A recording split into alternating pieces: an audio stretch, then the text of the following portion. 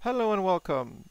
In our quiz today, Hero is facing a big decision on the river with top pair top kicker.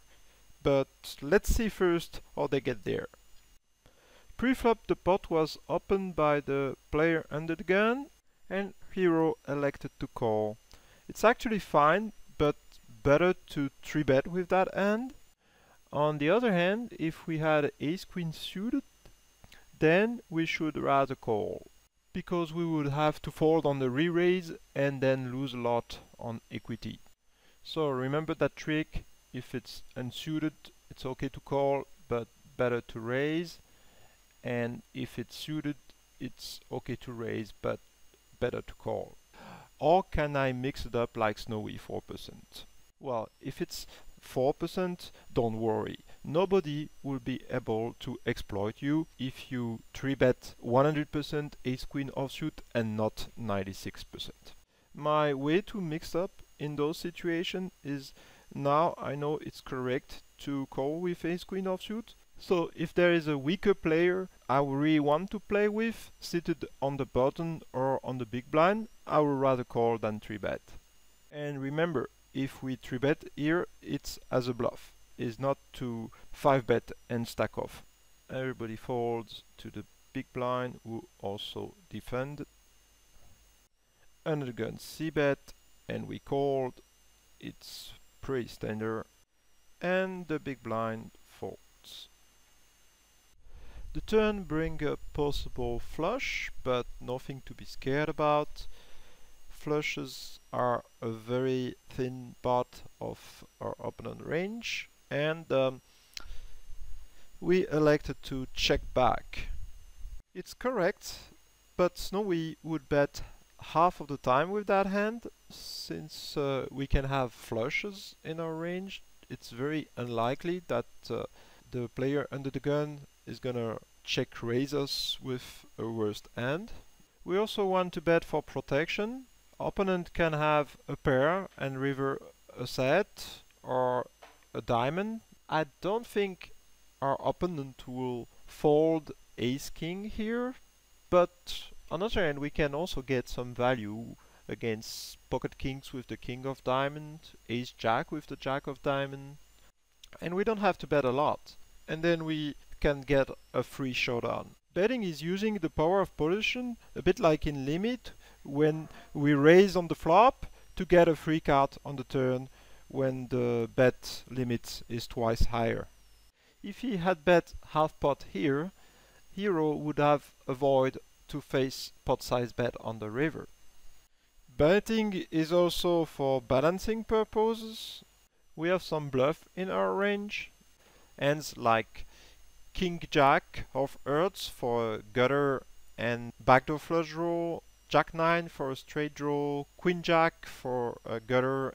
So we want to balance it, and top pair second kicker is a good hand to have in our value range. Then opponent cannot really call with worst. And Snowy prefer to check back for inducing or bluff catching with stronger hand like three of a kind, which are better hand to do so because we can call easily a bet on any river or raise, and we don't block any aces. So it's then more likely that our opponent has an ace. He might have fold those ace if we bet, like hands like ace-5 suited, but if we check back, he might try to block bet the river or bluff catch. So now player 4 is betting pot into us. 4 action possible. Shall we call? Shall we fold? Shall we raise for value? Or shall we raise in bluff? True, we have top pair top kicker, but I don't see many opponents, if any, to take that line with a hand that we beat, let's say ace-jack, and to call a shove on the river. So no, we cannot raise for value in that spot. Okay, let me now give you a precious advice. Every time you are facing this situation, you're on position on the river and someone is betting into you. Whatever was the action on the previous streets, there is one question and one question only to answer to take the right decision.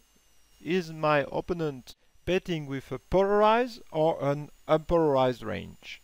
In this situation, the under the gun is clearly polarized. If he's betting ace-5, is likely to be as a bluff and not to get thin value if we have king-queen.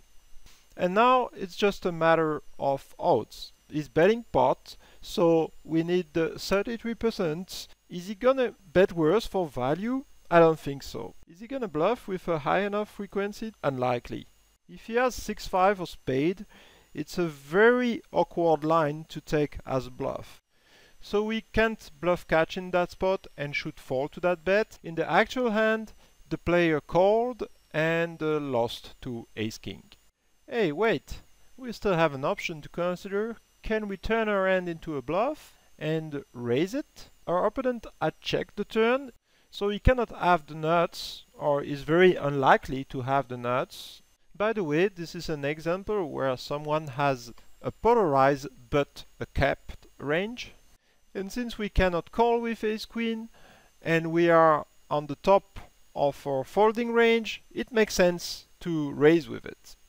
But the king of spade is not such a good card to do so. He can have a straight if he starts with queen-jack, he can have a set of king, he can have two pair with ace-king.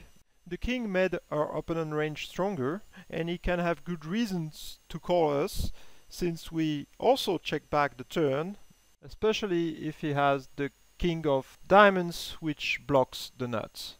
Let's give us a blocker to see if we can then raise in bluff. No, it's still a mistake with the queen of diamond. With the king of diamond, if by accident we end up in that situation, yes it is. So don't be scared to be creative in those spots. And if you answer raise as bluff, I give you half a point for it. Be careful of those lines. When a thinking player bet the flop, check the turn and bet again the river, it's very unlikely he's in bluff. That will be my last tip for today. Bye bye.